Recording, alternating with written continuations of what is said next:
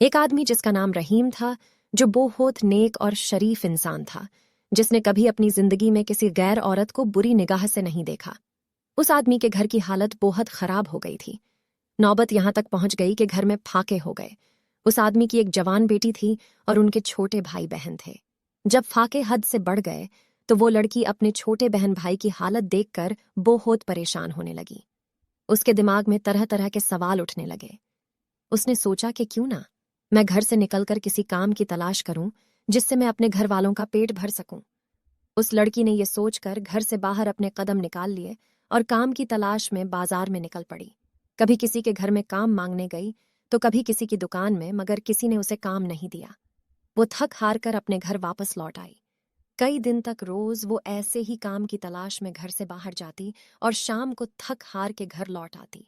जब कहीं भी उसे कोई काम नहीं मिला तो वो लड़की गलत कदम उठाने पर मजबूर हो गई। दिल में इरादा करके घर से निकली कि आज मैं अपना शरीर बेचूंगी और कुछ खाना खरीदूंगी। वो लड़की घर से बाजार जा पहुंची, जिस्म बेचने लड़ी आकी वहां गई और लोगों को अपनी तरफ आकर्षित करना शुरू कर दिया। वो लोगों को अपनी तरफ आकर्षित करने की कोशिश करती रही, लेकिन किसी ने भी उस पर ध्यान नहीं दिया। ध्यान तो दूर, किसी ने उसकी ओर निगाह तक उठाकर नहीं देखा। लोग आते और उसकी ओर नजर उठाए बिना निकल जाते। इसी तरह खड़े खड़े लड़की को शाम हो गई।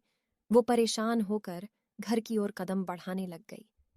जब घर पहुंची तो अपने वालिद को परेशानी में देखा। दरवाजे पर बाप ने बेटी को देखा और पूछा, बेटी कहाँ गई थी? लड़की अपने वालिद की बात सुनकर उनके पैरों में गिरकर रोने लगी और माफी मांगने लगी, और फिर रो रो कर सारा माजरा बयान किया कि अब्बा हुजूर, मुझसे अपने भूख से बिलखते हुए भाई बहन की हालत देखी नहीं गई और मैं मजबूर होकर जिस्म बेचने गई थी, लेकिन एक भी आदमी ने भी मेरी तरफ नजर तक उठाकर नहीं देखा। पूरी बात सुनने के बाद बाप ने अपनी बेटी से कहा कि बेटा, तुम्हारे बाबा ने आज तक कभी किसी गैर औरत को आंख उठाकर नहीं देखा, तो यह कैसे हो सकता था कि कोई तुम्हें नजर उठाकर देखता सबक? इसलिए अपनी गंदी निगाह किसी औरत पर मत डालो, क्योंकि नजर गर्म बीज होता है, जैसा बोओगे कल को वैसा ही पाओगे। आज आप अपने आप को खबरदार करेंगे तो कल तुम्हारी औलाद भी महफूज रहेगी। प्यारे दोस्तों, अगर आप लोगों को हमारी ये पोस्ट पसंद आई हो और अगर आपको इस पोस्ट से कुछ इल्म हासिल हुआ हो तो नीचे दिए गए शेयरिंग बटन को दबा के बराए मेहरबानी लाइक और कमेंट ज़रूर कर दें। शुक्रिया।